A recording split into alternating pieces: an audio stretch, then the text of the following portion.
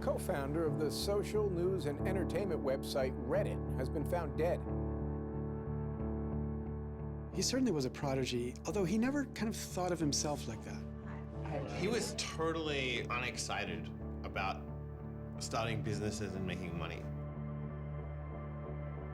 There's a profound sense of loss tonight in Highland Park, Aaron Swartz' hometown, as loved ones say goodbye to one of the internet's brightest lights. Open access and computer activists are mourning his loss. An astonishing intellect. You talk to people who knew him. He was killed by the government, and MIT betrayed all of its basic principles. They wanted to make an example out of him, okay? Governments have an insatiable desire to control. He was potentially facing 35 years in prison and a $1 million fine. Raising questions of prosecutorial zeal, and I would say even misconduct. Have you looked into that particular matter and reached any conclusions? Growing up, I slowly had this process of realizing that all the things around me that people had told me were just the natural way things were, the way things always would be. They weren't natural at all. They were things that could be changed, and they were things that, more importantly, were wrong and should change. And once I realized that, there was really kind of no going back.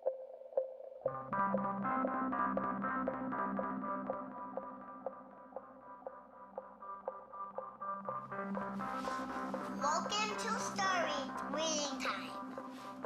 The name of the book is Paddington at the Fair. Well, he was born in Highland Park and grew up here. Aaron came from a family of 3 brothers, all extraordinarily bright. So we were all, not the best behaved children and, 3 boys running around all the time, causing trouble. Hey, no. But I've come to the realization Aaron learned how to learn at a very young age. 1, 2, 3, 4, 5, 6, 7, 8, 9, 10. Knock, knock. Who's there? Aaron. Aaron who? Aaron, funny man. He knew what he wanted, and he always wanted to do it. He always accomplished what he wanted. His curiosity was endless. Here's a little picture of what's a planet time. And each planet has a symbol. Mercury symbol, Venus symbol, Earth symbol, Mars symbol, Jupiter symbol. One day he said to Susan, "What's this free family entertainment in downtown Highland Park?" Free family entertainment downtown Highland Park. He was 3 at the time, and she said, "What are you talking about?" And he said, "Look, it says here on the refrigerator, free family entertainment in downtown Highland Park." And so she was floored and astonished that he could read. It's called My Family Seder. That Seder night is different from all other nights. I remember once we were at the University of Chicago Library. I pulled a book off the shelf that was from like 1900 and showed him and said, this is really just an extraordinary place. We all were curious children, but Aaron really liked learning and really liked teaching. So they were going to learn the ABCs backwards. Z-Y-X-W-V-U-T. I remember he came home from his first algebra class, and he was like, "Noah, let me teach you algebra." And I'm like, "What is algebra?" And he was always like that. Now you press the click button. There, now it's got that. Now it's in pink. When he was about 2 or 3 years old, and Bob introduced him to computers, then he just took off like crazy on them. Go fast step 102 ABC. We all had computers, but Aaron really took to them, really took to the internet. Working at the computer? Mommy, why is nothing working? He started programming from a really young age. I remember the first program that I wrote with him was in BASIC, and it was a Star Wars trivia game. He sat down with me in the basement where the computer was for hours programming this game. The problem that I kept having with him is there was nothing that I wanted done. And to him, there was always something to do, always something that programming could solve.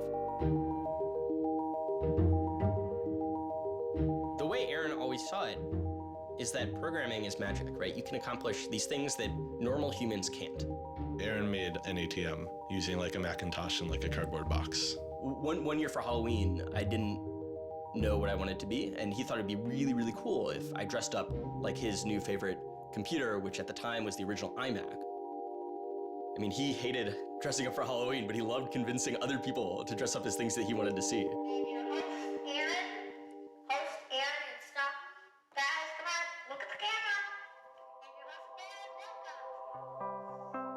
He made this website called The Info, where people can just fill in information. Like, I'm sure someone out there knows all about gold leafing. Why don't they write about that on this website? And then other people could come at a later point and read that information and edit the information if they thought it was bad. Not too dissimilar from Wikipedia, right? And this was before Wikipedia had begun, and this was developed by a 12-year-old in his room by himself, running on, this tiny server using ancient technology. And one of the teachers responds like, "This is a terrible idea. You can't just let anyone author the encyclopedia. The whole reason we have scholars is to write these books for us. How could you ever have such a terrible idea?" Me and my other brother would be like, "Oh, yeah, Wikipedia is cool, but we had that in our house like 5 years ago." Aaron's website, theinfo.org, wins a school competition hosted by the Cambridge-based web design firm Ars Digita. We all went to Cambridge for when he won the Ars Digita Prize. And, we had no clue what Aaron was doing. It was obvious that the prize was really important. Aaron soon became involved with online programming communities, then in the process of shaping a new tool for the web. He comes up to me, it's like, "Ben, there's this really awesome thing that I'm working on. You need to hear about it." I'm like, "Yeah, what is it?" He says, "It's this thing called RSS." And he explains to me what RSS is. I'm like, why is that useful, Aaron? Is any site using it? Why would I want to use it? There was this mailing list for people who were working on RSS and XML more generally. And there was a person on it named Aaron Swartz who was combative but very smart and who had lots of good ideas. And he didn't ever come to the face-to-face meetings. And they said, when are you going to come out to one of these face-to-face meetings? And he said, I don't think my mom would let me. I'm 14, I just turned 14. And so their first reaction was, well, this person, this colleague we've been working with all year was 13 years old while we were working with him, and he's only 14 now. And their second reaction was, Christ, we really want to meet him. That's extraordinary. He was part of the committee that drafted RSS. What he was doing was to help build the plumbing for modern hypertext. And the piece that he was working on, RSS, was a tool that you can use to get summaries of things that are going on in other web pages. Most commonly, you would use this for a blog. You might have 10 or 20 people's blogs you want to read. You use their RSS feeds, these summaries of what's going on those other pages, to create a unified list of all the stuff that's going on. Aaron was really young, but he understood the technology, and he saw that it was imperfect and looked for ways to help make it better.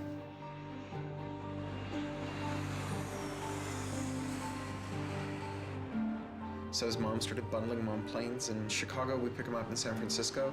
We'd introduce him to interesting people to argue with, and we'd marvel at his horrific eating habits. He only ate white food, only steamed rice and not fried rice because that wasn't sufficiently white, and white bread and so on. And you kind of marvel at the quality of the debate emerging from this, what appeared to be a small boy's mouth. And you think, this is a kid who's really going to go somewhere if he doesn't die of scurvy. Aaron, you're up. I think the difference is that now you can't make companies, like Doc was saying. You can't have companies that just, let's sell dog food over the internet, let's sell dog food over cell phones. But there's still a lot of innovation going on. I think if you don't see the innovation, maybe your head is in the sand.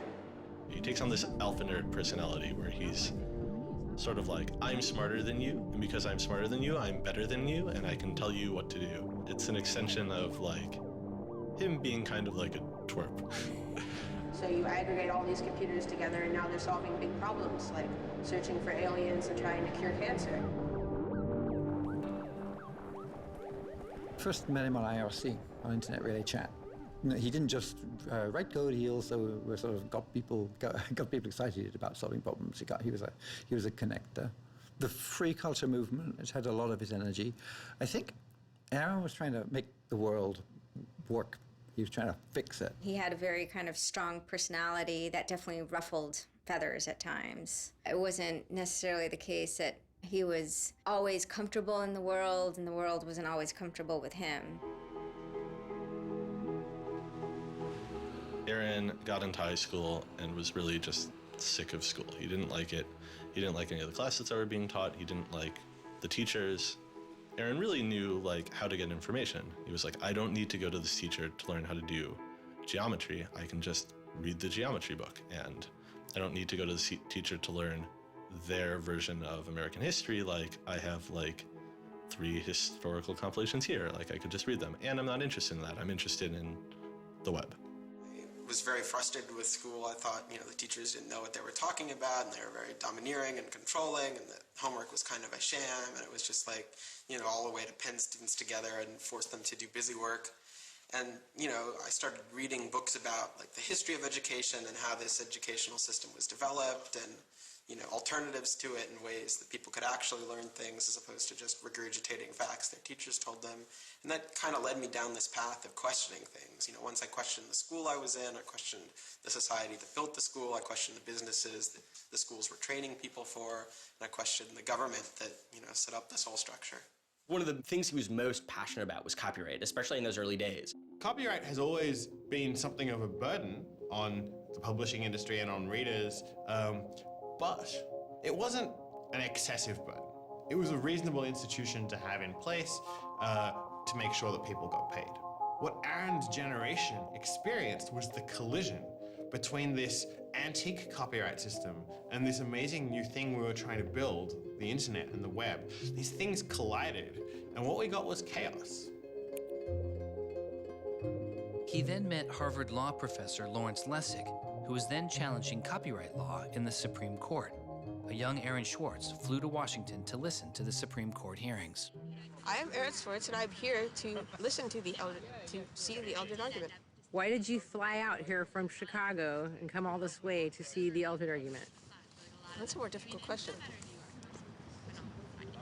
See the Eldred. Because I don't know.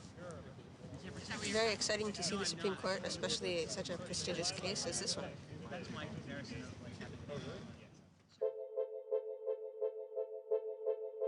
Lessig was also moving forward with a new way to define copyright on the internet. It was called Creative Commons.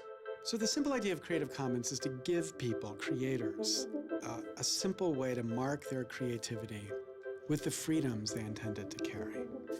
So if copyright is all about all rights reserved, then this is a kind of some rights reserved model. It's I want a simple way to say to you, here's what you can do with my work, even if there are other things which you need to get my permission before you could do. And Aaron's role was the computer part. How do you architect the licenses so they would be simple and understandable and expressed in a way that machines could process it? And people are like, why do you have this, 15-year-old kid writing the specifications for the Creative Commons? Don't you think that's a huge mistake? And Larry's like, the biggest mistake we would have is not listening to this kid. He's not even tall enough to get over the podium, and it wasn't these movable podiums, so it was this embarrassing thing where once he put his screen up, nobody could see his face. When you come to our website here, and you go to choose license, it gives you this list of options, it explains what it means, and you fill out 3 simple questions. Do you want to require attribution? Do you want to allow commercial uses of your work? Do you want to allow modifications of your work? I was floored, just completely flabbergasted that these adults regarded him as an adult. And Aaron stood up there in front of a whole audience full of people and just started talking about the platform that he'd created for Creative Commons. And they were all listening to him. I was sitting at the back thinking, he's just a kid. Why are they listening to him? But they did. Well, I don't think I comprehended it fully. Though critics have said it does little to ensure artists get paid for their work, the success of Creative Commons has been enormous. Currently on the website Flickr alone, over 200 million people use some form of Creative Commons license. He contributed through his technical abilities, and yet it was not simply a technical matter to him. Aaron often wrote candidly in his personal blog. I think deeply about things, and I want others to do likewise. I work for ideas and learn from people. I don't like excluding people. I'm a perfectionist, but I won't let that get in the way of publication. Except for education and entertainment, I'm not going to waste my time on things that won't have an impact. I try to be friends with everyone, but I hate it when you don't take me seriously. I don't hold grudges. It's not productive, but I learn from my experience. I want to make the world a better place.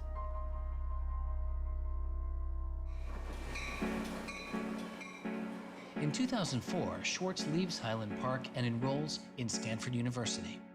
He had had ulcerative colitis, which was very troubling, and we were concerned about him taking his medication. He got hospitalized, and he would take this cocktail of pills every day. And one of those pills was a steroid, which stunted his growth and made him feel different from many of the other students. Aaron, I think, shows up at Stanford ready to do scholarship and finds himself in effectively a babysitting program for overachieving high schoolers who, in 4 years, are meant to become, captains of industry and one percenters. And I think it just made him bananas. In 2005, after only 1 year of college, Swartz was offered a spot at a new startup incubation firm called Y Combinator, led by Paul Graham. And he's like, hey, I have this idea for a website. And Paul Graham likes him enough and says, yeah, sure. So Aaron drops out of school, moves to this apartment. So this used to be Aaron's apartment when he moved here. I have vague memories of my father telling me how difficult it was to get a lease because Aaron had no credit and he dropped out of college. Aaron lived in what's now the living room, and some of the posters are left over from when Aaron lived here. And then the library. There are more books, but a lot of them are Aaron's. Aaron's Y Combinator site was called Infogami, a tool to build websites. But Infogami struggles to find users, and Swartz eventually merges his company with another Y Combinator project in need of help. It was a project headed by Steve Huffman and Alexis Ohanian, called Reddit. There we were, starting from almost nothing. No users, no money, no code, and growing day by day into a hugely popular website. And it showed no signs of letting up. First we had 1,000 users, then 10,000, then 20,000, and on and on. It was just incredible. Reddit becomes huge, and it's a real sort of geeky corner of the internet. There's a lot of humor, there's a lot of art, and there's just people who flock to the site and make that site the main site they go to every morning to get their news. Reddit kind of just borders on chaos at some level. So on the one hand, it's a place where people discuss news of the day, technology, politics, and issues. And yet there is a lot of kind of not safe for work material, offensive material. There's some subreddits where trolls find a welcome home. And so in that sense, Reddit has been kind of home to controversy as well. It kind of sits on that edge of chaos. Reddit catches the attention of the corporate magazine giant Condé Nast, who makes an offer to buy the company. Some large amount of money, large enough that my dad was getting bugged with questions about how do I store this money? Like a lot of money. Like a lot of money. Probably more than $1 million, but I don't actually know. And he is how old at the time? 19, 20. So it was in this apartment. They sat around on what predated these couches, hacking on Reddit. And when they sold Reddit, they threw a giant party and then all flew out to California the next day and left the keys with me. It was funny, he just sold a startup, so we all kind of presumed he was the richest person around, but he said, oh no, I'll take this tiny little shoebox-sized room. That's all I need. It was barely larger than a closet. The idea of him spending his money on fancy objects just seems so implausible. He explains it's I like living in apartments, so I'm not going to spend a lot of money on a new place to live. I'm not going to buy a mansion. And I like wearing jeans and a t-shirt, so I'm not going to spend any more money on clothes. So like, it's, you know, really no big deal. What is a big deal to Swartz is how traffic flows on the internet and what commands our attention. In the old system of broadcasting, you were fundamentally limited by the amount of space in the airwaves. You know, you could only send out 10 channels over the airwaves of television, right? Or even with cable, you had 500 channels. On the internet, everybody can have a channel. Everyone can get a blog or a MySpace page. Everyone has a way of expressing themselves. And so what you see now is not a question of who gets access to the airwaves. It's a question of who gets control over the ways you find people.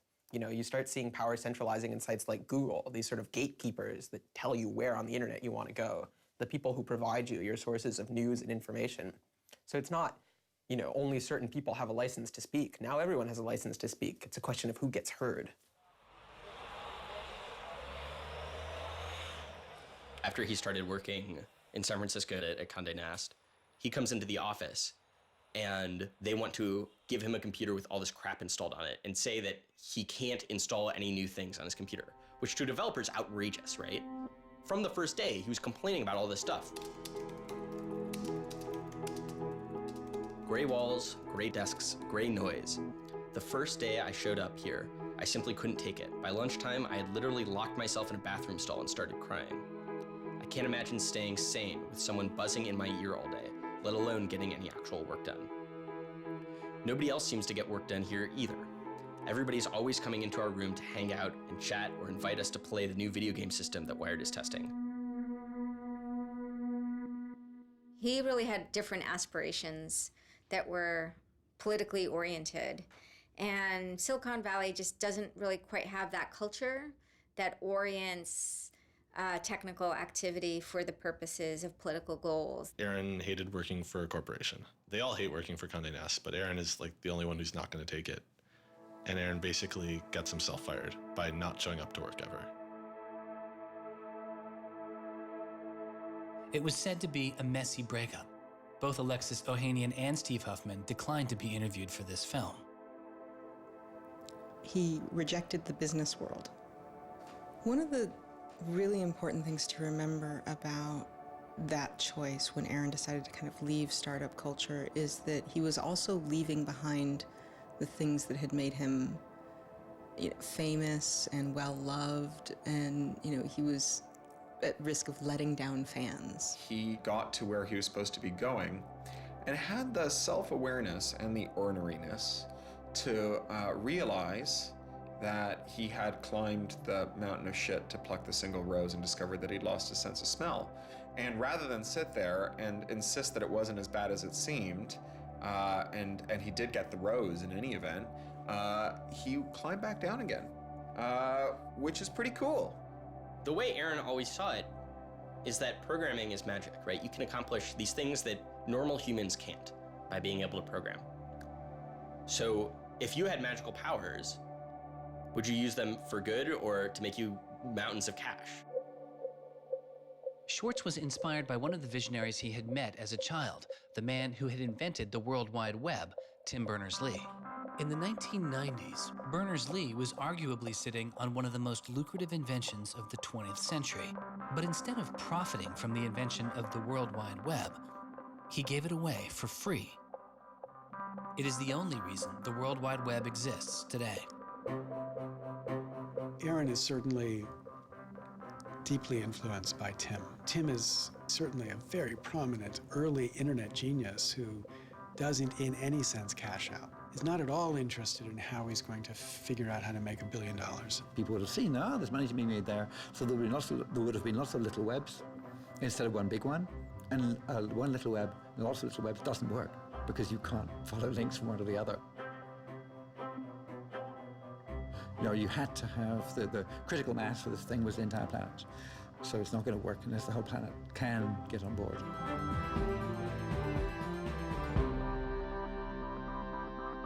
I mean, I feel very strongly that it's not enough to just live in the world as it is, to just kind of take what you're given and, follow the things that adults told you to do and that, your parents told you to do and that society tells you to do. I think you should always be questioning. I take this very scientific attitude that everything you've learned is just provisional, that, it's always open to recantation or refutation or questioning. And I think the same applies to society. Once I realized that there were real serious problems, fundamental problems that I could do something to address, I didn't see a way to forget that. I didn't see a way not to. We just started spending a lot of time just kind of as friends. We would just talk for hours into the night. I definitely should have understood that he was flirting with me. I think to some degree I was like, this is a terrible idea and impossible, and therefore I will pretend it is not happening. As my marriage was breaking down and I was really stuck without anywhere to go, we became roommates and brought my daughter over. We moved in and furnished a house, and it was really peaceful. Like, my life had not been peaceful for a while, and really neither had his.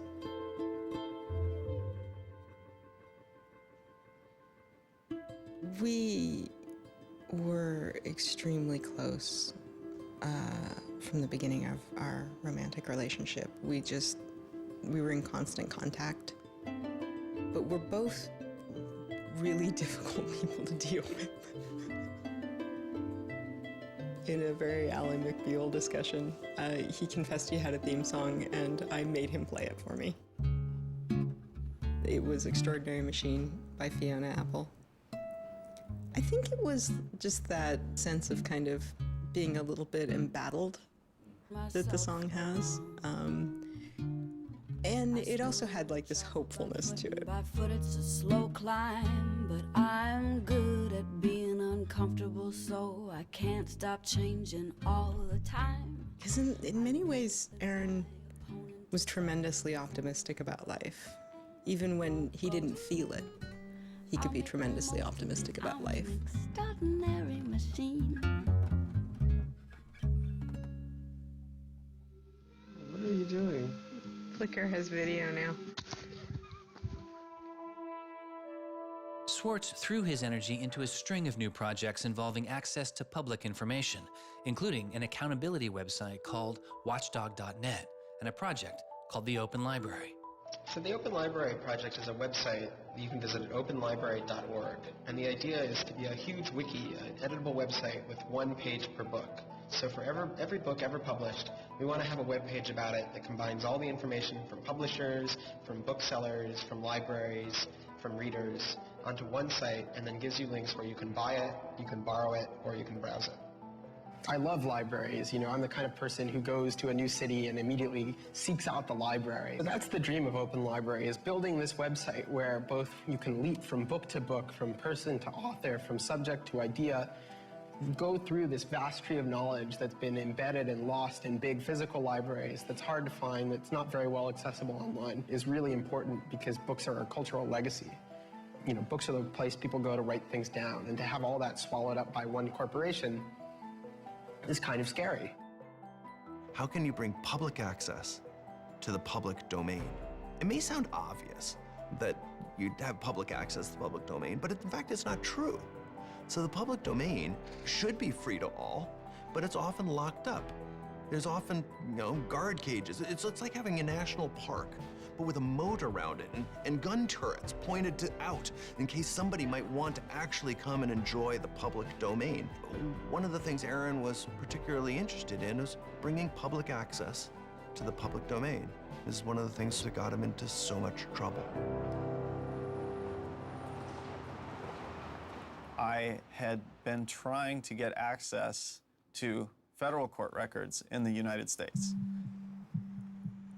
What I discovered was a puzzling system called PACER, which stands for Public Access to Court Electronic Records. I started Googling, and that's when I ran across Carl Malamud. Access to legal materials in the United States is a $10 billion per year business. PACER is just this incredible abomination of government service. It's 10 cents a page.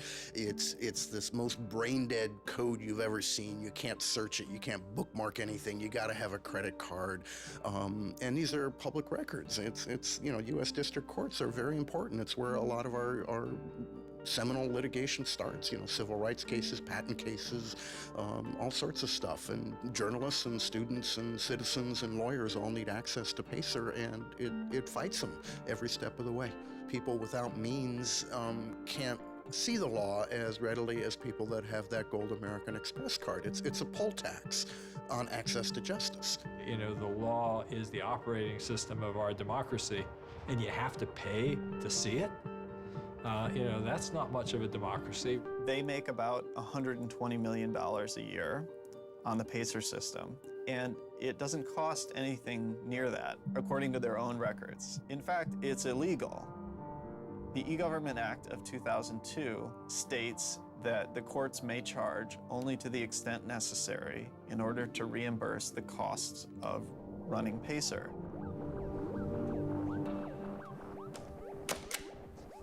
As the founder of public.resource.org, Malamud wanted to protest the PACER charges.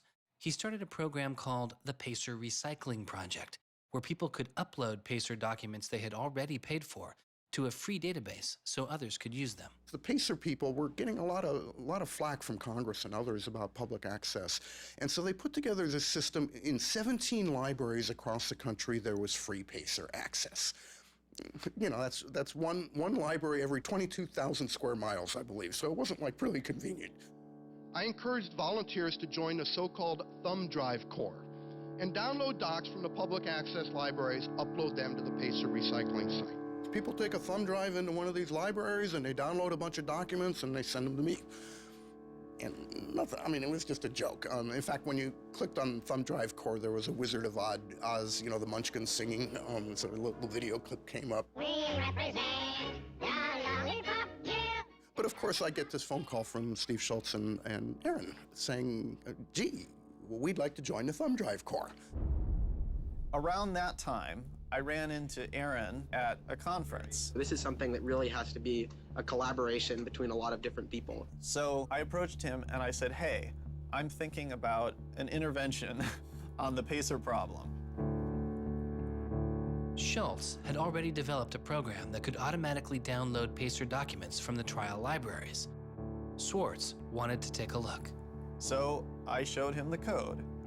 And I didn't know what would come next, but as it turns out, over the course of the next few hours at that conference, he was off sitting in a corner, improving my code, recruiting a friend of his that lived near one of these libraries to go into the library and to begin to test his improved code, at which point the folks at the courts realized something's not going quite according to plan. And data started to come in and come in and come in, and soon there were 760 gigabytes of PACER docs, about 20 million pages. Using information retrieved from the trial libraries, Swartz was conducting massive, automated parallel downloading of the PACER system. He was able to acquire nearly 2.7 million federal court documents, almost 20 million pages of text. Now, I'll grant you that 20 million pages had perhaps exceeded the expectations of the people running the pilot access project, but surprising a bureaucrat isn't illegal. Aaron and Carl decided to go talk to the New York Times about what happened. They also caught the attention of the FBI, who began to stake out Schwartz's parents' house in Illinois. But I get a tweet from his mother saying, call me. It's like, oh my God, what the hell's going on here? And so I finally got a hold of Aaron, and you know, Aaron's mother was like, oh my God, FBI, FBI, FBI. An FBI agent drives down our home's driveway trying to see if Aaron is like in his room. And I remember being home that day and wondering why this car was driving down our driveway and just driving back out. I was like, that's weird. Like 5 years later, I read this FBI file and I'm like, oh my goodness. That was the FBI agent in my driveway. He was terrified. He was totally terrified. He was way more terrified after the FBI actually called him up on the phone and tried to sucker him into coming down to a coffee shop without a lawyer He said he went home and laid down on the bed and you know, was shaking. The downloading also uncovered massive privacy violations in the court documents. Ultimately, the courts were forced to change their policies as a result. And the FBI closed their investigation without bringing charges. To this day, I find it remarkable that anybody, even at the most remote podunk field office of the FBI, thought that a fitting use for taxpayer dollars was investigating people for criminal theft on the grounds that they had made the law public. How can you call yourself a lawman and think that there can possibly be anything wrong in this whole world with making the law public?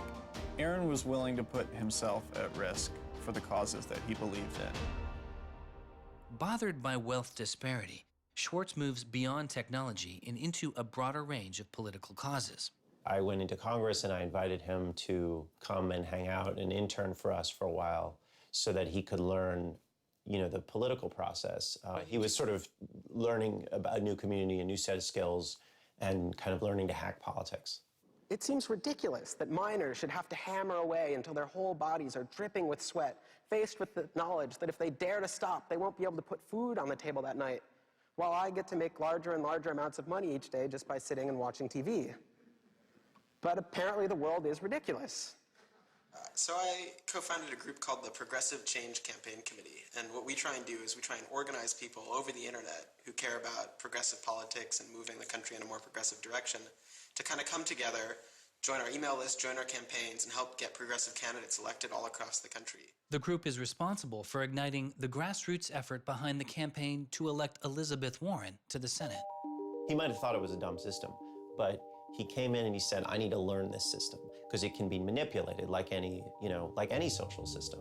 But his passion for knowledge in libraries didn't take a back seat. Aaron began to take a closer look at institutions that publish academic journal articles. By virtue of being students at a major U.S. university, I assume that you have access to a wide variety of scholarly journals. Pretty much every major university in the United States pays these sort of licensing fees to organizations like JSTOR and Thomson and ISI to get access to scholarly journals that the rest of the world can't read. These scholarly journals and articles are essentially the entire wealth of human knowledge online, and many have been paid for with taxpayer money or with government grants. But to read them, you often have to pay again, handing over steep fees to publishers like Reed Elsevier. These licensing fees are so substantial that people who are studying in India instead of studying in the United States don't have this kind of access. They're locked out from all of these journals. They're locked out from our entire scientific legacy. I mean, a lot of these journal articles, they go back to the Enlightenment. Every time someone has written down a scientific paper, it's been scanned and digitized and put in these collections. That is a legacy that has been brought to us by the history of people doing interesting work, the history of scientists. It's a legacy that should belong to us as a commons, as a people, but instead it's been locked up and put online by a handful of for-profit corporations who then try and get the maximum profit they can out of it. So a researcher paid by the university or the people publishes a paper, and in the very, very last step of that process, after all the work is done, after all the original research is done, the thinking, the lab work, the analysis, after everything is done at that last stage, then the researcher has to hand over his or her copyright to this multi-billion-dollar company. And it's sick. It's an entire economy built on volunteer labor.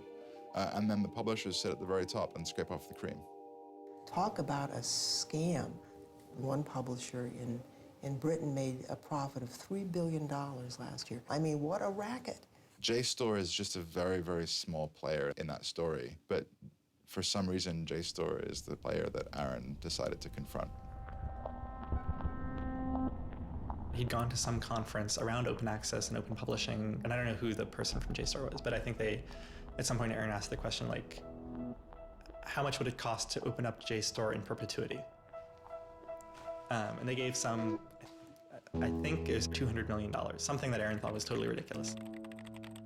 Working on a fellowship at Harvard, he knew users on MIT's famously open and fast network Nextdoor had authorized access to the riches of JSTOR. Swartz saw an opportunity.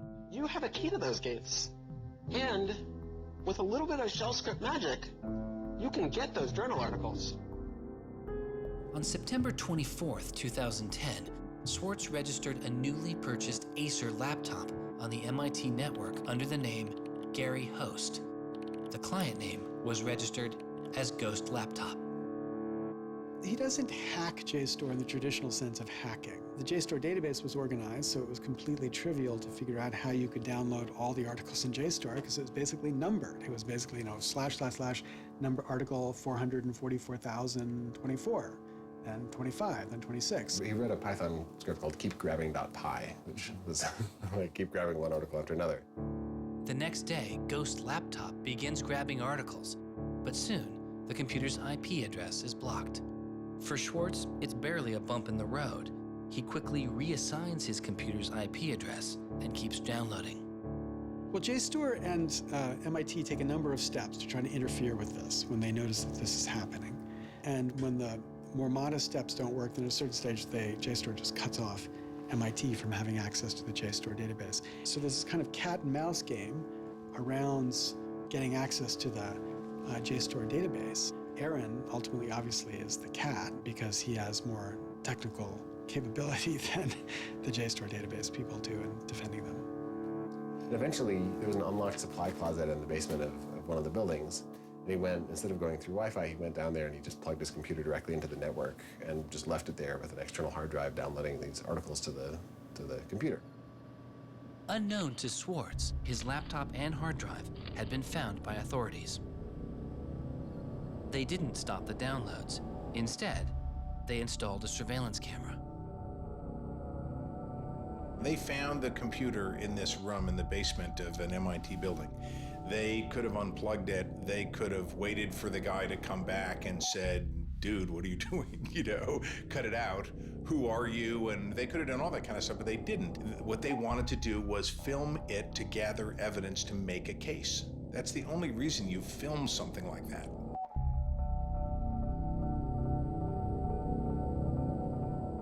At first, the only person caught on the glitchy surveillance camera was using the closet as a place to store bottles and cans.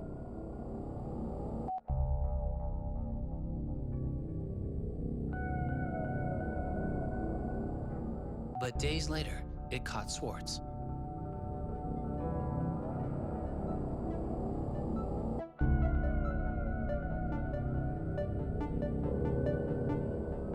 Swartz is replacing a hard drive.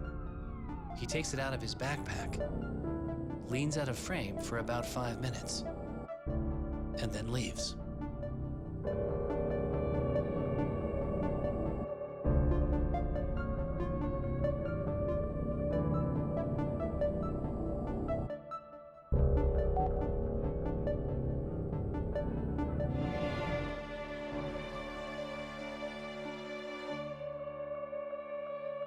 And then they organized a stakeout where as he was biking home from MIT, these cops came out from either side of the road or something like that and started going after him.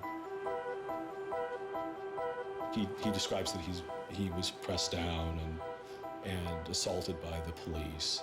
He tells me that it's unclear that they were police that were after him. He thought that someone was trying to attack him. He does tell me they beat him up.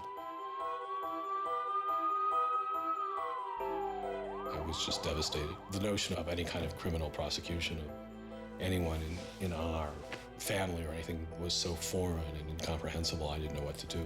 Well, they execute search warrants at Aaron's house, his apartment in Cambridge, and his office at Harvard.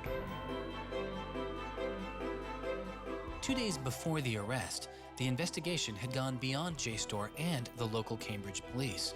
It had been taken over by the United States Secret Service. The Secret Service began investigating computer and credit card fraud in 1984, but 6 weeks after the attack on 9/11, their role expanded. President Bush used the Patriot Act to establish a network of what they called electronic crimes task forces. The bill before me takes account of the new realities and dangers posed by modern terrorists. According to the Secret Service, they are primarily engaged in activity with economic impact, organized criminal groups, or use of schemes involving new technology. The Secret Service turned Swartz's case over to the Boston U.S. Attorney's Office. There was a guy in the U.S. Attorney's Office who had the title head of the Computer Crimes Division or Task Force. I don't know what else he had going, but you're certainly not much of a computer crimes prosecutor without a computer crime to prosecute. So he jumped on it, kept it for himself, didn't assign it to someone else within the office or the unit, and that's Steve Hyman. Prosecutor Stephen Hyman has been largely out of public view since the arrest of Aaron Swartz, but he can be seen here in an episode of the television show American Greed, filmed around the time of Aaron's arrest. He is describing his previous case against the notorious hacker Alberto Gonzalez, a case that garnered Hyman enormous press attention and accolades. Gonzalez masterminded the theft of over 100 million credit card and ATM numbers, the largest such fraud in history. Here, Hyman, describing Gonzalez, gives his view on the hacker mindset. These guys are driven by a lot of the same things that we're driven by. They have an ego, they like challenge, and of course they like money and everything you can get from money. One of the suspects implicated in the Gonzalez case was a young hacker named Jonathan James. Believing Gonzalez's crimes would be pinned on him, James committed suicide during the investigation. In an early press release describing the government's position in the case of Aaron Swartz, Hyman's boss, U.S. Attorney for the District of Massachusetts Carmen Ortiz, said this: "Stealing is stealing, whether you use a computer command or a crowbar, and whether you take documents, data, or dollars." It's not true. It's obviously not true. I'm not saying it's harmless, and I'm not saying that we shouldn't criminalize stealing of information, but you've got to be much more subtle in trying to figure out exactly which kinds of harms are harmful here. So the thing about a crowbar is every time I break into a place with a crowbar, I do damage. There's no doubt about it. But when Aaron writes a script that says download, download, download 100 times in a second, there's no obvious damage to anybody. If he does that for the purpose of gathering an archive to do academic research on it, there is never any damage to anybody. He wasn't stealing, he wasn't selling what he got or giving it away. He was making a point, as far as I could tell. The arrest took its toll on Swartz. He just wouldn't talk about it. And he's like very stressed. If you thought like the FBI was like going to come to your doorstep any day, anytime you went down the hall, even to do your laundry, and they would break into your apartment because you left the door unlocked, like, I'd be pretty stressed. And it was clear. And so Aaron was always sort of like in like a dour mood.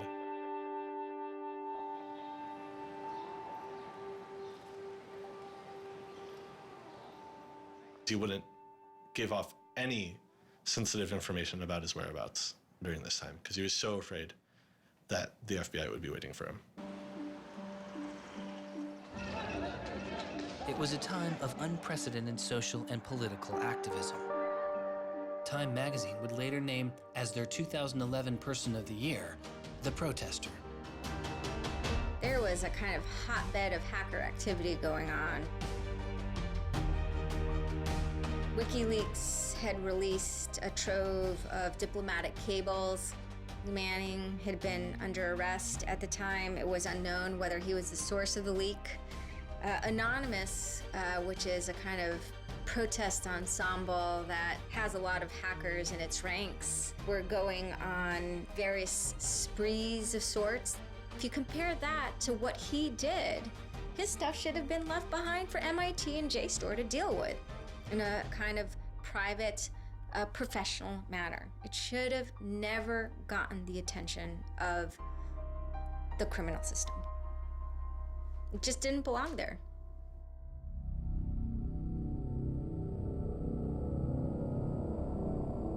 Before he was indicted, Swartz was offered a plea deal that involved 3 months in prison, time in a halfway house, and a year of home detention, all without the use of a computer.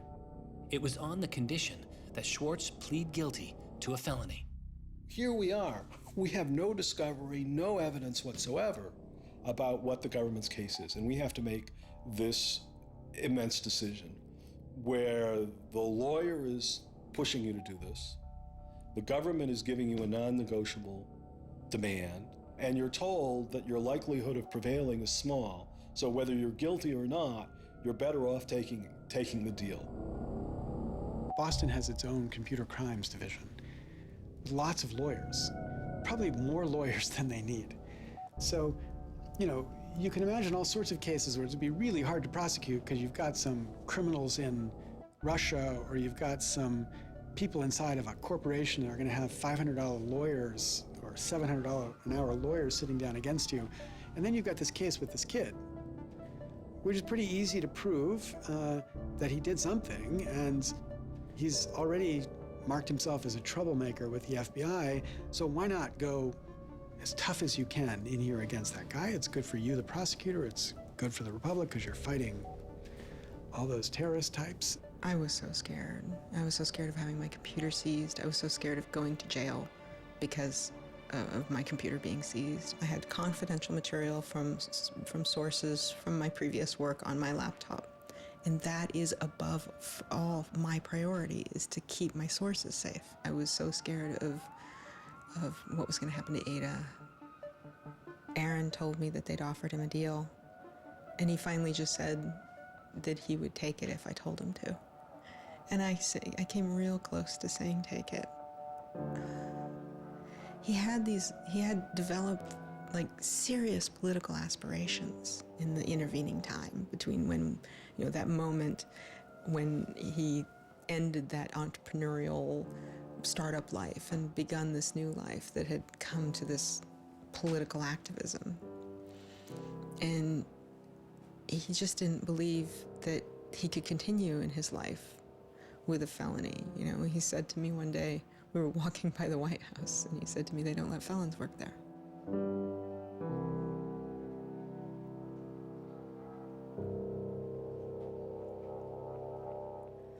And, you know, he really wanted that to be his life.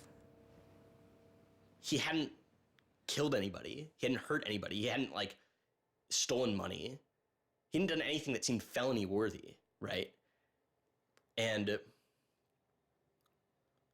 there is this idea that, like, there's no reason that he should be labeled a felon and taken away his right to vote in many states for doing what he did. Like, that's just outrageous. Like, it makes sense for him to be, you know, maybe fined a bunch of money or, you know, asked not to come back to MIT again.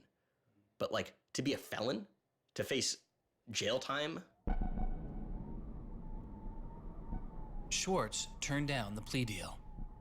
Hyman redoubled his efforts. Hyman continued to press us at all levels.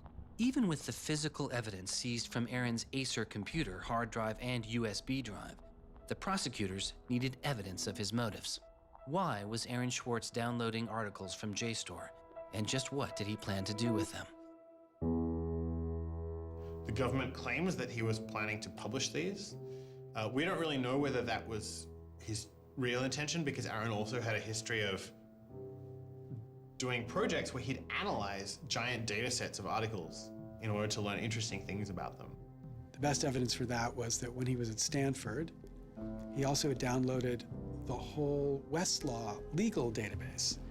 In a project with Stanford law students, Swartz had downloaded the Westlaw legal database. He uncovered troubling connections between funders of legal research and favorable results.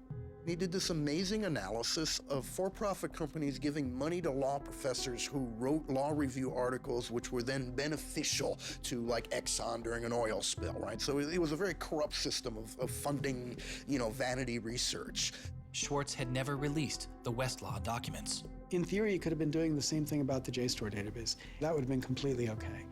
If he were, on the other hand, intending to create a competitive service to JSTOR, like we're going to set up our own, you know, access to the Harvard Law Review and charge, you know, money for it, then, you know, okay, now it seems like criminal violation because you're commercially trying to exploit this material, but it's kind of crazy to imagine that's what he was doing.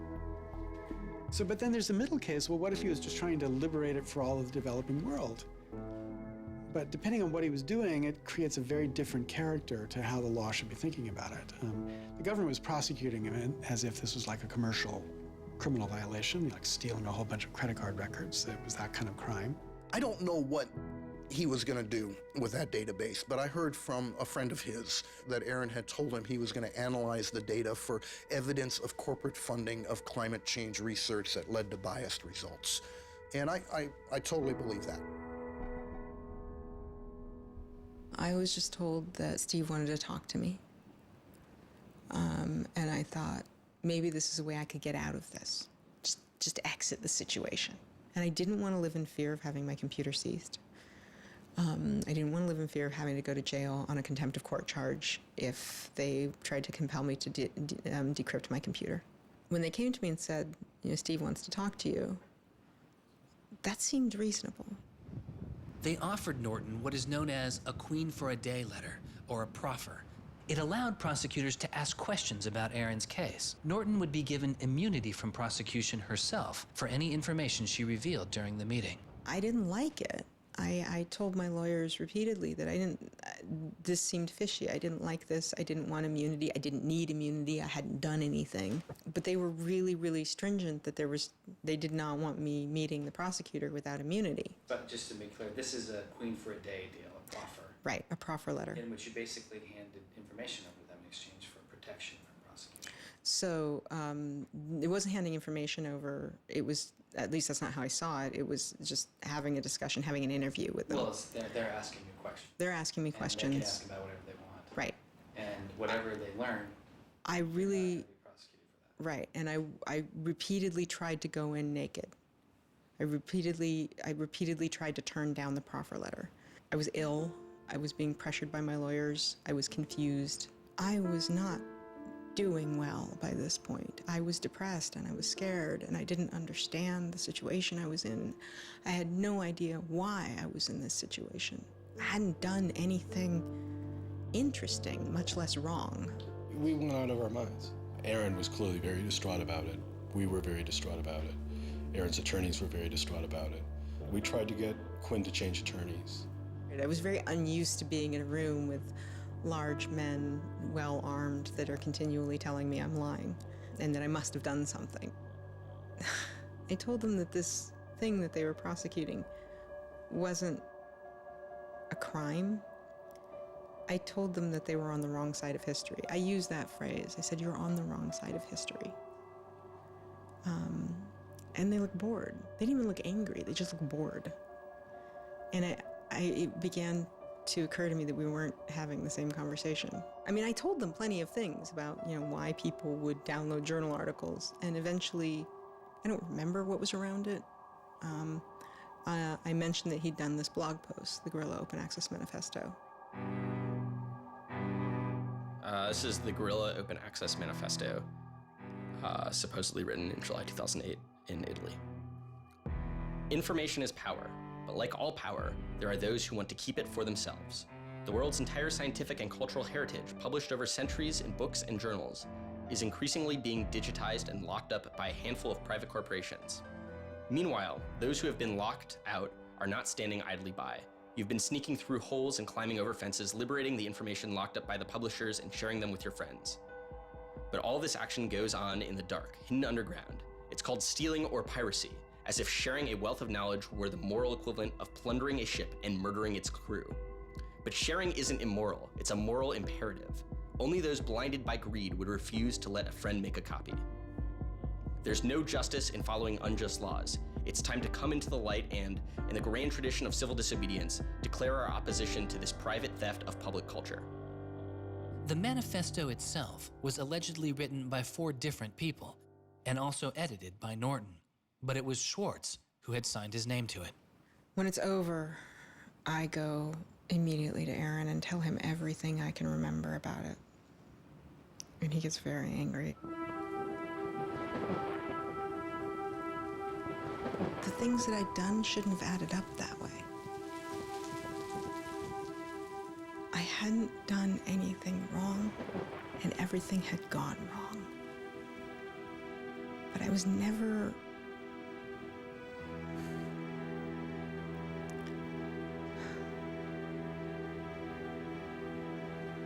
I'm still angry. I'm still angry that you can try your best with these people to do the right thing, and they will turn everything against you, and they will hurt you with anything they can. And in that moment, I regret that I said what I did. But my much larger regret is that we have settled for this, that we are okay with this, that we are okay with a justice system that tries to game people into little traps so they can ruin their lives. So yeah, I wish I hadn't said that, but I am much, much angrier that this is where I am. That this is what we as a people think is okay. They used every method that I think they could think of to get her to provide information which would be unhelpful to Aaron and helpful to the prosecution of Aaron. Right. But you know, I don't think she had information that was helpful to the government. Months go by as Swartz's friends and family await a looming indictment. In the meantime, Swartz was becoming a go-to expert on a series of internet issues. To you then, do you think that the internet is something that should be considered a human right and something that the government cannot take away from you? Yes, definitely. I mean, this notion that national security is an excuse to shut down the internet, that's exactly what we heard in Egypt and Syria and all these other countries. And so, yeah, it's true. Sites like WikiLeaks are going to be putting up some embarrassing material about what the U.S. government does, and people are going to be organizing to protest about it and try and change their government. You know, and that's a good thing. That's what all these First Amendment rights of free expression, of freedom of association are all about. And so the notion that we should try and shut those down, I think, just goes against very basic American principles. The principle, I think, is one that our founding fathers would have understood. If the internet had been around back then, instead of putting post offices in the Constitution, they would have put ISPs. Well, it's definitely interesting to see how... Swartz meets activist Taryn Steinbrickner-Kaufman, and the two begin to date. We need a massive global public outcry. If there's no massive global public outcry, it won't create any change. You know, 4 people in this city should cause a massive global public outcry. You know, we need a petition signer. Without telling her specifics, he warned her he was involved in something he called simply the bad thing. And I had sort of crazy theories, like that he was having an affair with Elizabeth Warren or something. I speculated both Hillary Clinton and Elizabeth Warren, actually. But so sometime in probably late July, Aaron called me, and I happened to pick up, and he said, you know, the bad thing might be in the news tomorrow. Do you want me to tell you, or do you want to read about it in the news? And I said, well, I want you to tell me. And he said, well, I've been arrested for downloading too many academic journal articles, and they want to make an example out of me. And I was like, that's it? That's the big fuss? Really? Like, it just doesn't sound like a very big deal. On July 14th, 2011, federal prosecutors indict Swartz on 4 felony counts. He gets indicted on the same day that like 2 people in England who are part of LulzSec get arrested, and like a few other real hackers. And Aaron is just like someone who kind of looks like a hacker, enough that they can like, you know, put his head on a stake and like put it on the gates. Aaron went to surrender, and they arrested him. They then strip searched him, took away his shoelaces, took away his belt, and left him in solitary confinement. The District of Massachusetts United States Attorney's Office released a statement saying Swartz faces up to 35 years in prison, to be followed by 3 years of supervised release, restitution, forfeiture, and a fine of up to $1 million. He is released on $100,000 bail. The same day, the primary victim in the case, JSTOR, formally drops all charges against Swartz and declines to pursue the case. JSTOR, they weren't our friends, they weren't helpful or friendly to us, but they also were just kind of like, we're not part of this. JSTOR and their parent company, Ithaca, also sidestepped requests to talk with this film. But at the time, they released a statement saying it was the government's decision whether to prosecute, not JSTOR's. And so it's our belief that with that, the case will be over. That we should be able to get Steve Hyman to drop the case or settle it in some rational way. And the government refused. Why? Well, because I think they wanted to make an example out of Aaron. And they said they wanted to, the reason why they wouldn't move on requiring a felony conviction and jail time was that they wanted to use this case as a case of for deterrence. They told us that. They told you that? Yes. This was going to be an example? Yes. He was going to be an example? Yes. Steve Hyman said that. Deterring who? Like, there's other people out there running around logging onto JSTOR and downloading the articles to make a political statement? I mean, who are they deterring? It would be easier to understand the Obama administration's posture of supposedly being for deterrence if this was an administration that, for instance, prosecuted arguably the biggest economic crime that this country has seen in the last 100 years, the crimes that were committed that led to the financial crisis on Wall Street. When you start deploying the non-controversial idea of deterrence only selectively, you stop making a dispassionate analysis of lawbreaking, and you started deciding to deploy law enforcement resources specifically on the basis of political ideology. And that's not just undemocratic, it's supposed to be un-American. Prosecutor Stephen Hyman later reportedly told MIT's outside counsel that the straw that broke the camel's back was a press release sent out by an organization Swartz founded called Demand Progress. According to the MIT account, Hyman reacted to the short statement of support, calling it a wild internet campaign and a foolish move that moved the case from a human one-on-one level to an institutional level.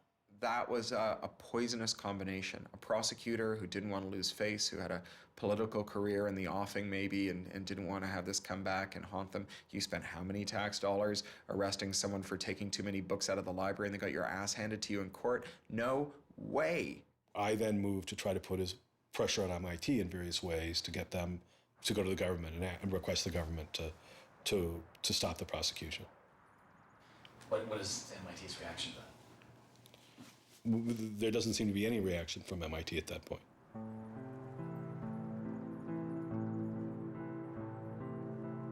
MIT doesn't defend Aaron, which to people inside of the MIT community seems outrageous because MIT is a place that encourages hacking in the biggest sense of the word. At MIT, the idea of going and running around on roofs and tunnels that you weren't allowed to be in was not only a rite of passage, it was part of the MIT tour. And lockpicking was a winter course at MIT. They had the moral authority to stop it in its tracks. MIT never stood up and took a position of saying to the feds, don't do this. We don't want you to do this. You're overreacting. This is too strong, that I'm aware of. They acted kind of like any corporation would. They helped the government. They didn't help us unless they felt they had to, and they never tried to stop it. MIT declined repeated requests to comment, but they later released a report saying they attempted to maintain a position of neutrality and believed Hyman and the U.S. Attorney's Office did not care what MIT thought or said about the case. MIT's behavior seemed really at odds with the MIT ethos, right? You could argue that MIT turned a blind eye and that was okay for them to do. But taking that stance, taking that neutral stance in and of itself was taking a pro-prosecutor stance. If you look at Steve Jobs and Steve Wozniak, they started by selling a blue box, which was a thing designed to defraud the phone company. If you look at Bill Gates and Paul Allen, they initially started their business by using computer time at Harvard, which was pretty clearly against the rules. The difference between Aaron and the people I just mentioned is that Aaron wanted to make the world a better place. He didn't just want to make money. Swartz continues to be outspoken on a variety of internet issues. You know, the reason the internet works is because of the competitive marketplace of ideas. And what we need to be focusing on is getting more information about our government, more accessibility, more discussion, more debate. But instead, it seems like what Congress is focused on is shutting things down. Aaron thought he could change the world just by explaining the world very clearly to people. Flame can literally control your computer and make it spy on you. Welcome, Aaron. Good to have you back on the show here. You know, just like spies used to in olden days put microphones and tap what people were saying, now they're using computers to do the same things. Swartz's political activity continues. his attention turning to a bill moving through Congress designed to curb online piracy. It was called SOPA. Activists like Peter Eckersley saw it as an enormous overreach, threatening the technical integrity of the internet itself. And one of the first things I did was to call Aaron. I said, can we do a big online campaign against this? This isn't a bill about copyright. It's not? No, he said. It's a bill about the freedom to connect. Now I was listening. And he thought about it for a while and then said yes. And he went and founded Demand Progress. Demand Progress is an online activism organization. We've got around 1.5 million members now, but started in the fall of 2010. Aaron was one of the most prominent people in a community of people who helped lead organizing around social justice issues at the federal level in this country. SOPA was the bill that was intended to curtail online piracy of music and movies, but what it did was basically take a sledgehammer to a problem that needed a scalpel. If passed, the law would allow a company to cut off finances to entire websites without due process, or even to force Google to exclude their links. All they needed was a single claim of copyright infringement. It pitted the titans of traditional media against a new and now far more sophisticated remix culture. It makes everyone who runs a website into a policeman. And if they don't do their job of making sure nobody on their site uses it for anything that's even potentially illegal, the entire site can get shut down without even so much as a trial. This was over the top. I mean, this was a catastrophe. This bill poses a serious threat to speech and civil liberties for all who use the internet. There were only a handful of us who said, look, we're not for piracy either, but it makes no sense to destroy the architecture of the internet, the domain name system, and so much that makes it free and open in the name of fighting piracy. And Aaron got that right away. The freedoms guaranteed in our Constitution, the freedoms our country had been built on, would be suddenly deleted. New technology, instead of bringing us greater freedom, would have snuffed out fundamental rights we'd always taken for granted. And I realized that day, talking to Peter, that I couldn't let that happen. When SOPA was introduced in October 2011, it was considered inevitable. Our strategy when it first came out was to hopefully slow the bill down, maybe weaken it a little bit, but even we didn't think that we would be able to stop this bill. Having worked in Washington, what you learn is that typically in Washington, the legislative fights are fights between different sets of corporate moneyed interests. They're all duking it out to pass legislation. And the fights that are the closest are when you have one set of corporate interests against another set of corporate interests, and they're financially equally matched in terms of campaign contributions and lobbying. Those are the closest ones. The ones that aren't even fights typically are ones where all the money is on one side, all the corporations are on one side, and it's just millions of people on the other side. Haven't seen anything like PIPA and SOPA in all my time in public service. There were more than 40 United States senators on that bill as co-sponsors. So there were already a long, long way to getting the 60 votes to have it clear all the procedural hoops. Even I began to doubt myself. It was a rough period. Swartz and Demand Progress were able to marshal enormous support, using traditional outreach combined with commonly used voice over IP to make it very easy for people to call Congress. I've never met anybody else who was able to operate at his level, both on the technological side and on the campaign strategy side. Millions of people contacted Congress and signed anti-SOPA petitions. Congress was caught off guard. There was just something about watching those clueless members of Congress debate the bill, watching them insist they could regulate the internet and a bunch of nerds couldn't possibly stop them. I am not a nerd. I'm just not enough of a nerd. Maybe we ought to ask some nerds what this thing really does. Let's have a hearing, bring in the nerds. Really? Nerds? You know, I think actually the word you're looking for is experts. To enlighten you so your laws don't backfire, break the internet. We use the term geek, but we're allowed to use that because we are geeks. The fact that it got as far as it did without them talking to any technical experts reflects the fact that there is a problem in this town. I'm looking for somebody to come before this body and testify in a hearing and say, this is why they're wrong. There used to be an office that provided science and technology advice, and members could go to them and say, help me understand XYZ. And Gingrich killed it. He said it was a waste of money. Ever since then, Congress has plunged into the dark ages. I don't think anybody really thought that SOPA could be beaten, including Aaron.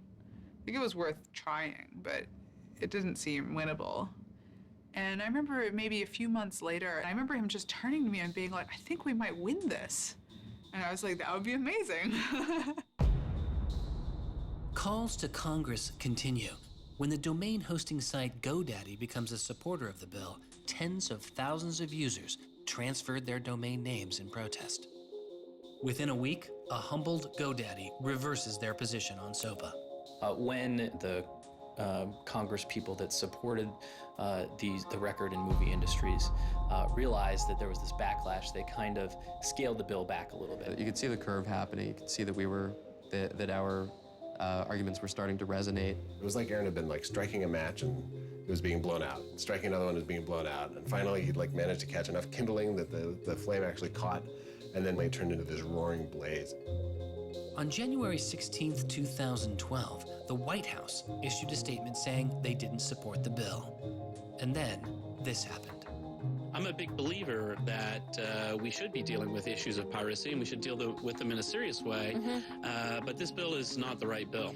When Jimmy Wales put his support towards blacking out Wikipedia, the #5 most popular website in the world. This is a website that's on several % of all of the clicks on anywhere on the internet. Wikipedia went black, Reddit went black, Craigslist went black, the phone lines on Capitol Hill flat out melted. Members of Congress started rushing to issue statements retracting their support for the bill that they were promoting just a couple days ago. Within 24 hours, the number of opponents of SOPA in Congress went from this to this. To see congressmen and senators slowly flip sides throughout the day of the blackout was pretty unbelievable. There was like a 100 representative swing. And that was when, as hard as it was for me to believe, after all this, we had won. The thing that everyone said was impossible, that some of the biggest companies in the world had written off as kind of a pipe dream, had happened. We did it. We won. This is a historic week in internet politics, maybe American politics. The thing that we heard from people in Washington, D.C., from staffers on Capitol Hill was they received more emails and more phone calls on SOPA blackout day than they'd ever received about anything. I think that was an extremely exciting moment. This was the moment when the internet had grown up politically. It was exhilarating because it's hard to believe it actually happened. It's hard to believe a bill with so much financial power behind it didn't simply sail through the Congress. And not only did it not sail through, it didn't pass at all. It's easy sometimes to feel like you're powerless, like when you come out in the streets and you march and you yell and nobody hears you. But I'm here to tell you today, you are powerful.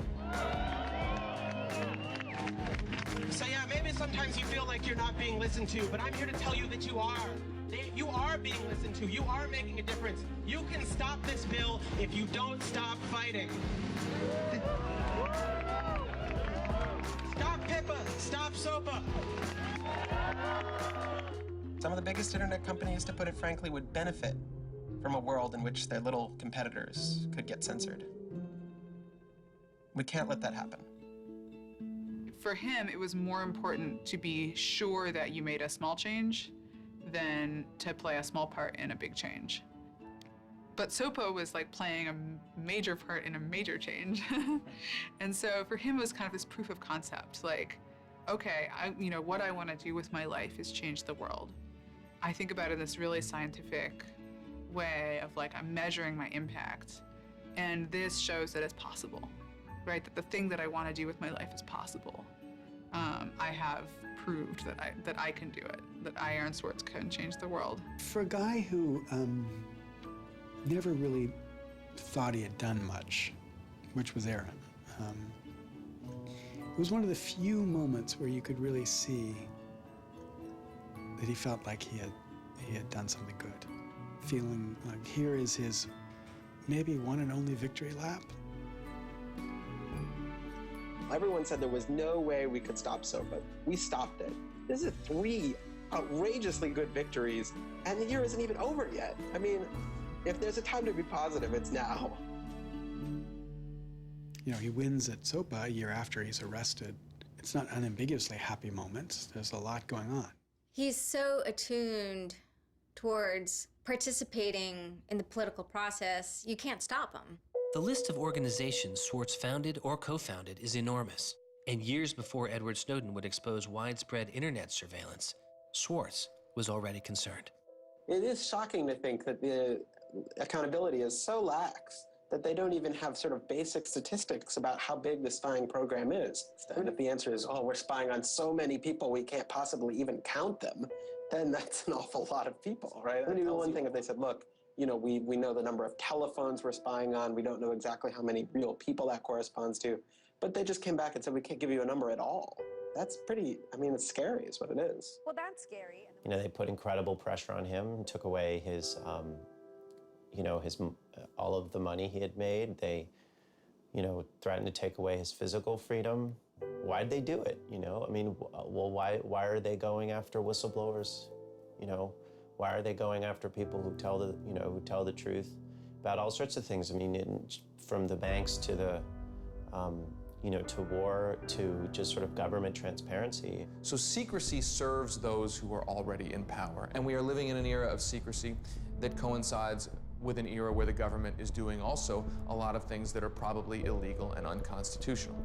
So those two things are not coincidences. It's very clear that this technology has been developed not for small countries overseas, but right here for use in the United States by the U.S. government. The problem with the spying program is it's this sort of long, slow expansion, you know, going back to the Nixon administration, right? Obviously, it became big after 9/11 under George W. Bush, and Obama has continued to expand it, and the problems have slowly grown worse and worse. But there's never been this moment you can point to say, okay, we need to galvanize opposition today because today is when it matters.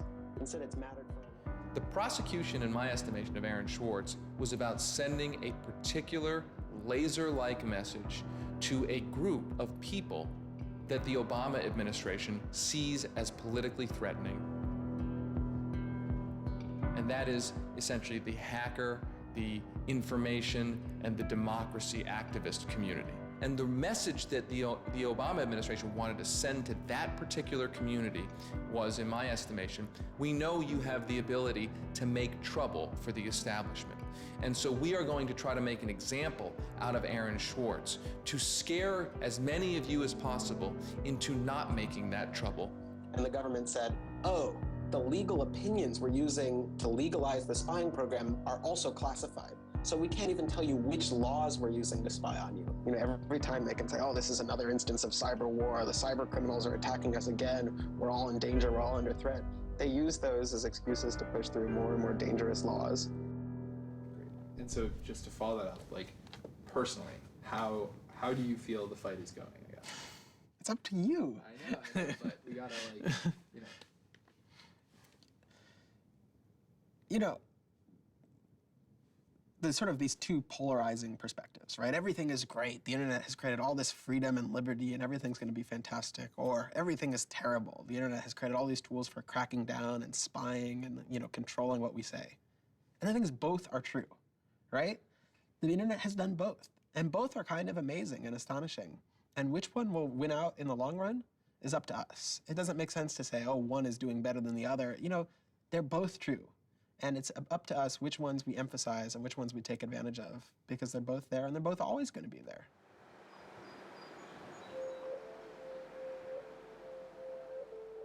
On September 12, 2012, federal prosecutors filed a superseding indictment against Swartz, adding additional counts of wire fraud, unauthorized access to a computer, and computer fraud. Now, instead of 4 felony counts, Swartz was facing 13. The prosecution's leverage had dramatically increased, as did Swartz's potential jail time and fines. They filed a separate indictment to add more charges, and they had a theory about why this conduct constituted a number of federal crimes, and that a very significant sentence could attach to it under the law.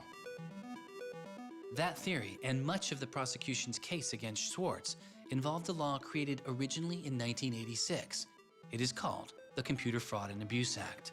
The Computer Fraud and Abuse Act was inspired by the movie War Games with Matthew Broderick, which is a great movie. I have you now. In this movie, a kid gets the ability through the magic of computer networks to launch a nuclear attack.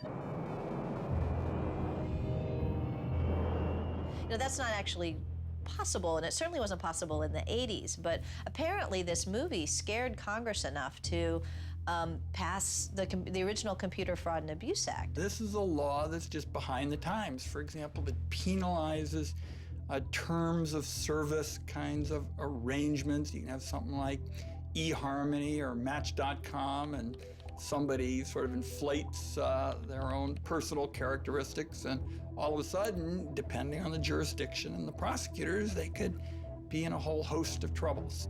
We all know what terms of use are. Most people don't read them, but not abiding by their terms could mean you are committing a felony. The website terms of service often say things like, be nice to each other, or don't do anything that's improper. The idea that the criminal law has anything to say about these kinds of violations, I think strikes most people as crazy. The examples get even more crazy. Until it was changed in March of 2013, the terms of use on the website of Hearst's 17 magazine said you had to be 18 in order to read it. I would say that the way the CFA has been interpreted by the Justice Department, we are probably all breaking the law. Vague and prone to misuse, the CFAA has become a one-size-fits-all hammer for a wide range of computer-related disputes. Though not the only factor in his case, 11 of the 13 charges against Swartz involved the Computer Fraud and Abuse Act. The question why hangs over much of the story of Aaron Swartz. Just what was motivating the government, and what would their case have been? The Department of Justice declined requests for answers, but Professor Oren Kerr is a former prosecutor who has studied the case. So I think I come about this case from a different direction than other people on a number of reasons. I was a federal prosecutor at the Justice Department for 3 years before I started teaching. The government came forward with an indictment based on what crimes they thought were committed, just as a purely lawyers matter, looking at the precedents, looking at the statute, looking at the history, looking at the cases that are out there so far. I think it was a fair indictment based on that. You can debate whether they should have charged this case. There's just a lot of disagreement. Some people are on the open access side, some people are not. I think the government took Swartz's guerrilla open access manifesto very seriously. And I think they saw him as somebody who was committed as a moral imperative to breaking the law to overcome a law that Swartz saw as unjust. And in a democracy, if you think a law is unjust, there are ways of changing that law. There's going to Congress, as Swartz did so masterfully with SOPA. Or you can violate that law in a way to try to nullify that law. And I think what was driving the prosecution was the sense that Swartz was committed not just to breaking the law, but to really making sure that law was nullified, that everyone would have access to the database in a way that you couldn't put the toothpaste back into the tube. It would be done, and Swartz's side would win. There's a big disagreement in society as to whether that is an unjust law, and ultimately that's a decision for the American people to make, working through Congress. And then the second problem is, I think, we're still trying to figure out what's the line between less serious offenses and more serious offenses. We're now entering this different environment of computers and computer misuse, and we don't yet have a really strong sense of exactly what these lines are. So we're just working that out.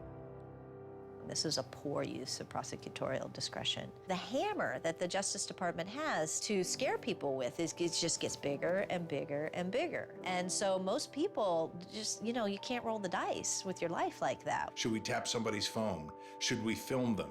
Should we turn somebody and get them to testify against these other people? That's how federal agents and prosecutors think. They build cases, they make cases.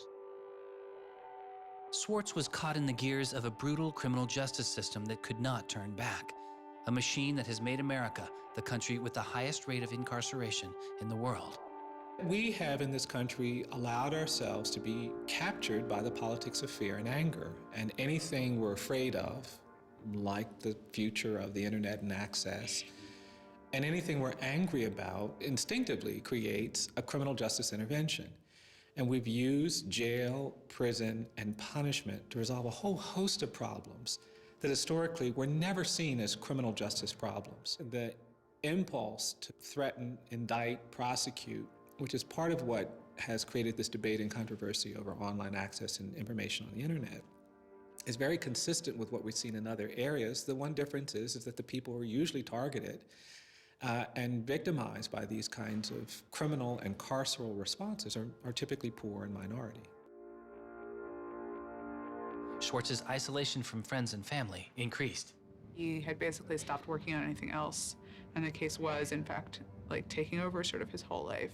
One of Aaron's lawyers apparently told the prosecutors that he was emotionally vulnerable and that was something that they really needed to keep in mind so that they knew that. It was weighing on him very heavily. He did not like having his actions and his movements restricted in any way.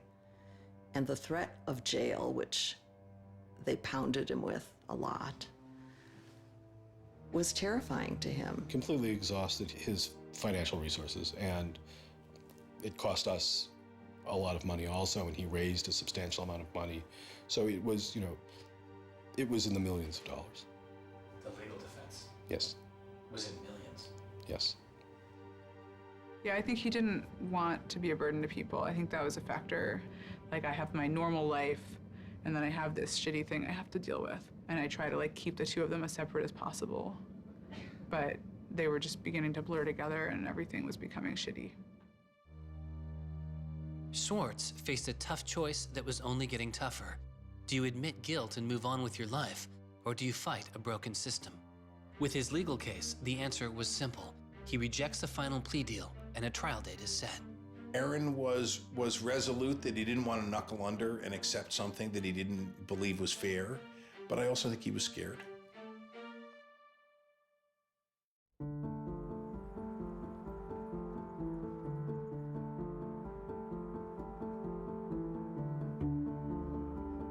I don't think they would have convicted Aaron. I think we would have walked him out of that courthouse, and I would have given him a big hug, and we would have walked across that little river in Boston and gone and had a couple of beers. I really thought that we were right. I thought that we were going to win the case. I thought that we could win the case. He didn't talk about it very much, but you could see the enormous pain that he was going through.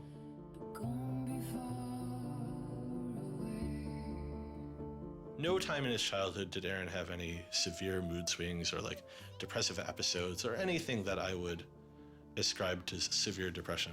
And it's possible, he was depressed. People get depressed.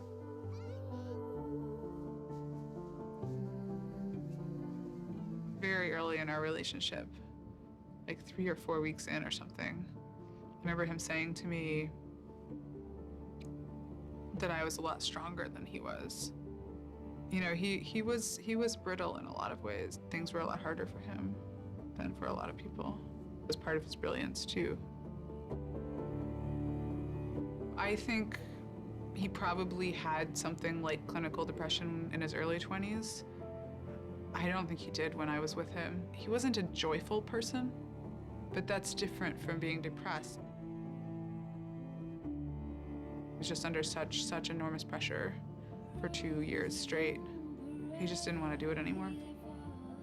He was just I just think it was too much.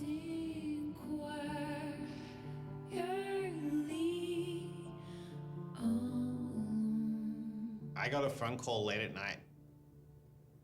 I could tell something was wrong, and then I called and I realized what had happened. A co-founder of the social news and entertainment website Reddit has been found dead. Police say 26-year-old Aaron Swartz killed himself yesterday in his Brooklyn apartment. I just thought, we've lost one of the most creative minds of our generation. It was the whole world fell apart at that moment.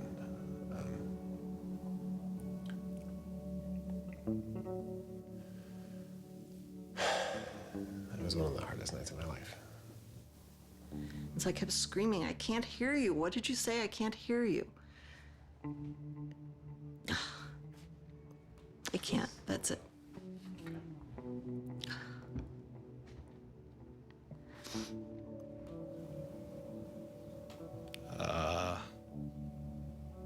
Like, yeah, none of it made any sense. And really still doesn't.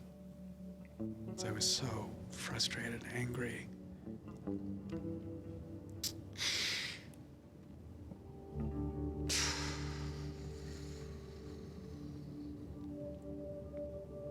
You know, I tried to explain it to my kids. My 3-year-old told me that the doctors would fix him.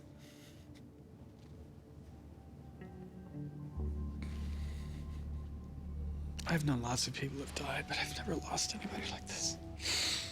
Because everybody feels, and I do too, there's so much we could have more to do. Like, I just didn't know he was there. I didn't know this was what he was suffering, and he was part of me. And I just wanted it to not be real. And then I just looked at his Wikipedia page and I saw the end date.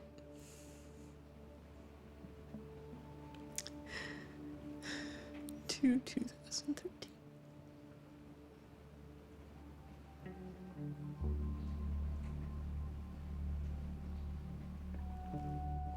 Aaron is dead.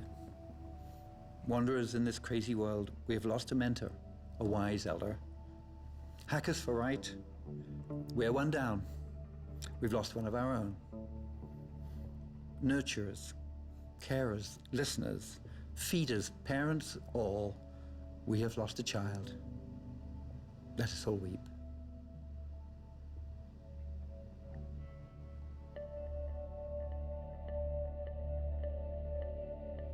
my first thought was, well, what if nobody even notices? Because it wasn't clear to me how salient he was. I had never seen anything quite like the outpouring I saw. The net just lit up.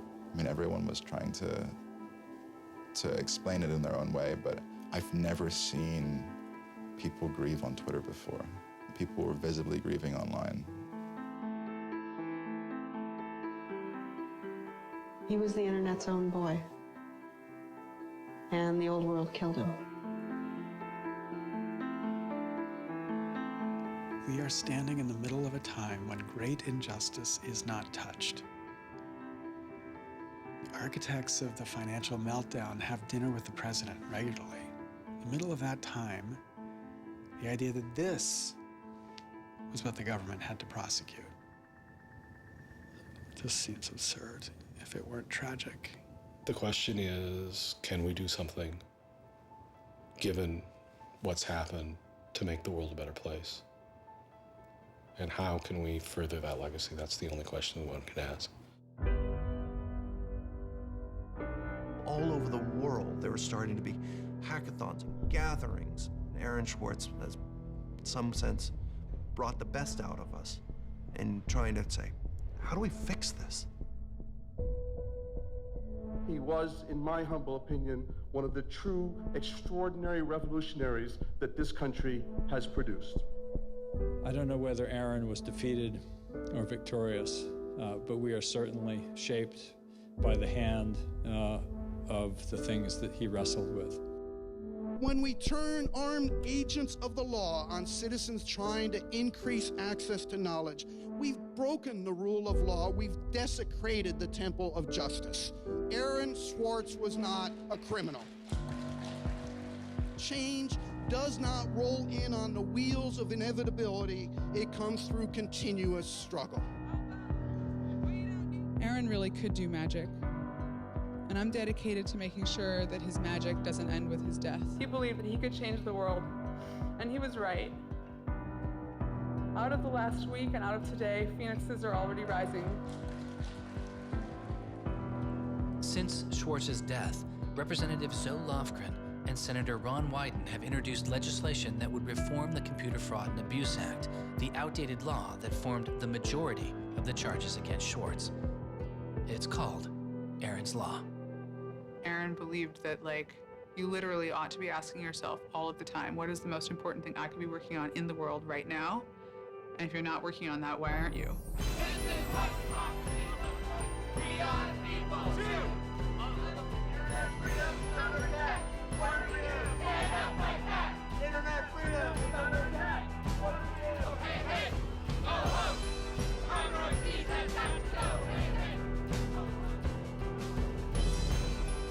I wish we could change the past, but we cannot.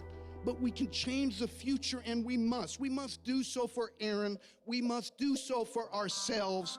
We must do so to make our world a better place, a more humane place, a place where justice works and access to knowledge becomes a human right. So there was a kid back in February from Baltimore, 14 years old, who had access to JSTOR. And he'd been spelunking through JSTOR after reading something.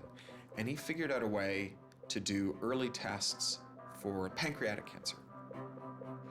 And pancreatic cancer kills the shit out of you because we detect it way too late. By the time we detect it, it's already too late to do anything about it. He sent emails off to the entire oncology department at Johns Hopkins, you know, hundreds of them.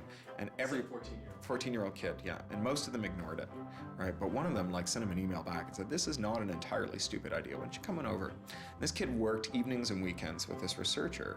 And in February, I heard him on the news, just a couple of weeks after Aaron died, when Aaron was in the news a lot. Sorry.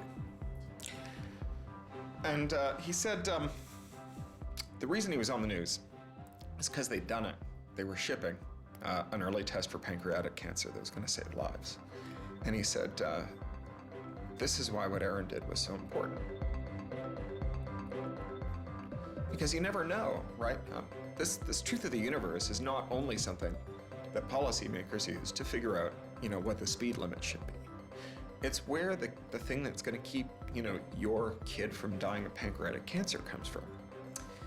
And without access, the person who might come up with the thing that's got your number on it may never find that answer. He slept so well, he didn't fall out of bed once, not even when he dreamed he was back on the spacecraft. Very good, Aaron. Very good. Yay, Aaron. Okay. Now